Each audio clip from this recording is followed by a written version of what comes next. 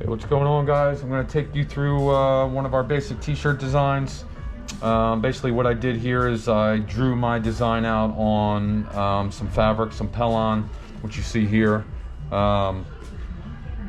Took a wood burner, burnt some of my stencil holes in there, cut it out. If I know I'm going to be doing more than one, then I usually like to do something, like if I know I'm going to be doing something from time to time, I like to make a pattern of it so I'm not freehand drawing it every time. This way there's consistency, but I thought I'd take you through this video, show you how I start with the stencil, apply it to the shirt, and then do the rest of the freehand work. So yeah, so like I said, I drew it out, cut it out, already burned my stuff. I'm going to place it on the shirt, and then we're going to start painting. So first thing I want to do is just get a little color around it. I'm not like really blasting a ton of paint. I'm just kind of misting it through these holes just to get my line work. So I know where to freehand all my stuff.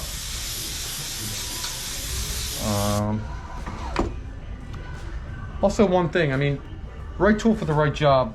Stencils, I notice a few definitions when people talk about stencils, but I like to use a stencil as just another tool. You know, it serves a purpose for me. I'm not relying on it for my drawing. It's just I'm using it to help me save time. So, you know, there's a difference versus like, oh, I need a stencil to draw that. Like, I'm a little old school, so we're gonna talk about that in more videos, but I definitely think you need to learn how to draw first and then maybe continue from there. I know trying to learn how to airbrush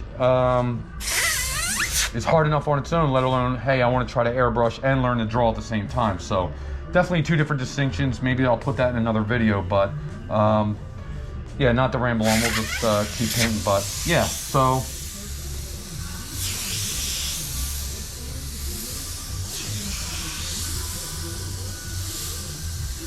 just gonna follow some of my line work here. Get my basis in. But yeah, I mean, stencils can be your friend and save you some time. Or you might want a crisp edge, but I definitely don't think you should rely on them. But here's an example where I definitely use it in my work. So, all right, so there's the basic lines. I'm just gonna spend a few minutes here and fill in a couple areas. Everybody knows the friendly neighborhood Spider-Man, so I thought it'd be a cool piece to do.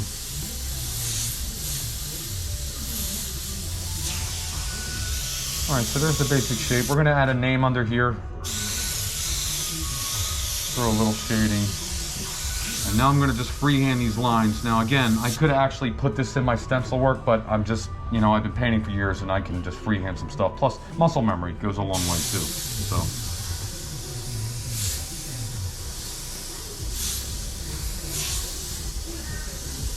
So I put these lines, I'm just, you know, using the contour of the shape of the head, bending them the right way. Now I'll come in and put some of these webbing in.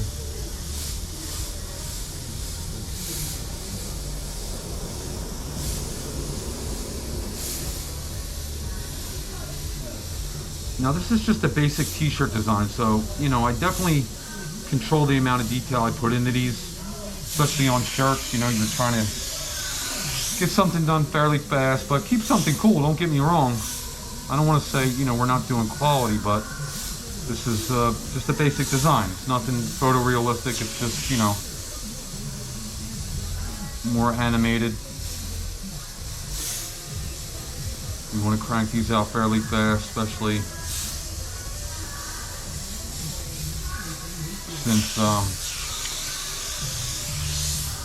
since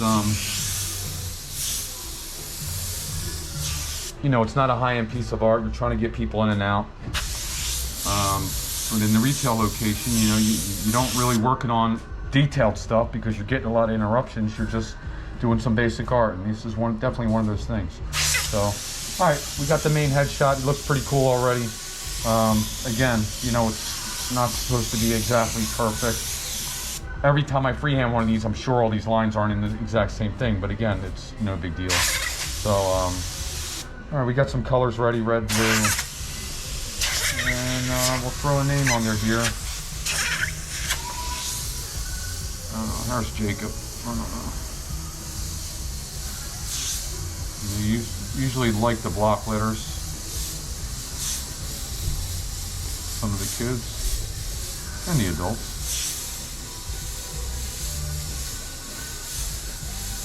I always just freehand that. Again, you'll see some other guys, they'll come in and they'll lightly take a color and sketch those letters in. That's fine, you know. Definitely not one way to do things, but I'm pretty good at laying things out. So again, that's just muscle memory. Maybe if I was doing like some crazy graffiti, I might want to lay things out, but usually when it's pretty stock, I can freehand it and it's fine. Placement's usually pretty good. Okay, so there's the basic design. Now we're just going to fill in some color.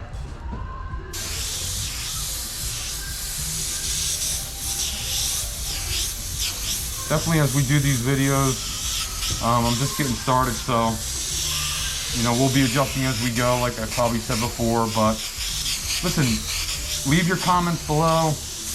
Definitely subscribe to the channel and let me know what you want to see. Feel free to give me any advice on content.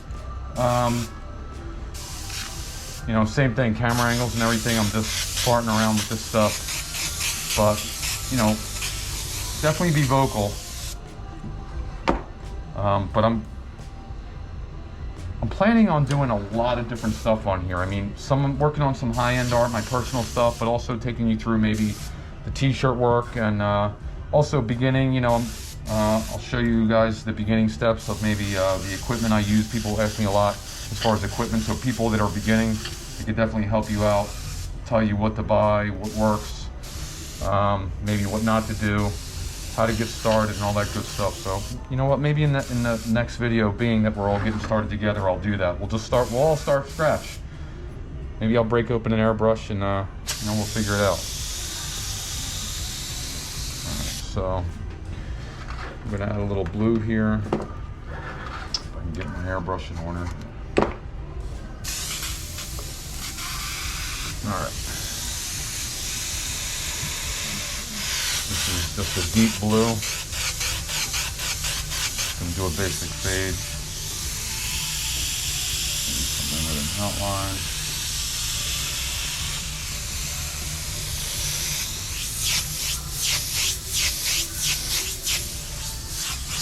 Gonna fill some space with a little airbrush effect, that's all.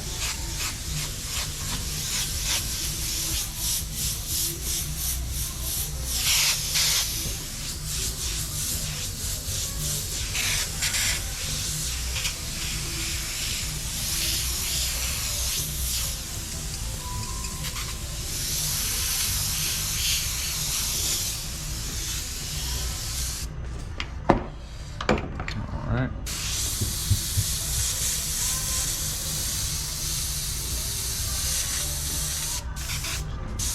I think I'm running out all my paint at once in my jars. That's usually how it happens. I think I could squeak through the design now.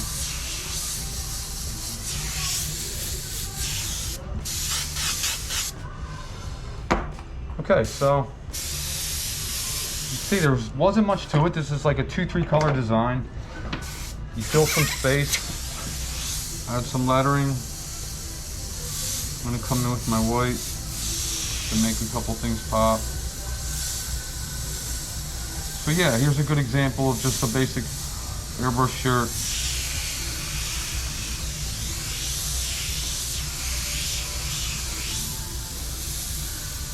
And like I said, definitely leave some comments and feel free to ask me any questions.